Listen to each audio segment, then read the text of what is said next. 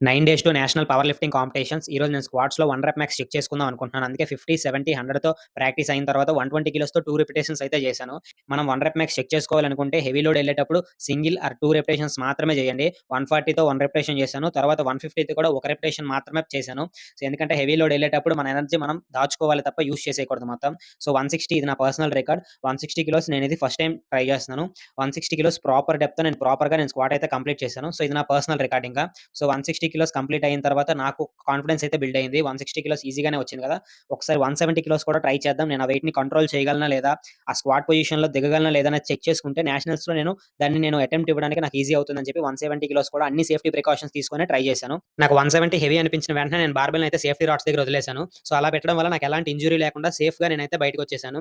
So, మీరు కూడా అన్ని సేఫ్టీ ప్రికాషన్స్ తీసుకొనే మీ పీఆర్‌ని చెక్ చేసుకోండి. 170 ఫెయిల్ అయిన తర్వాత 120తో రిపిటేషన్స్ అయితే ప్రాక్టీస్ చేసుకున్నాను. డీలోడింగ్ అనేది చాలా ఇంపార్టెంట్.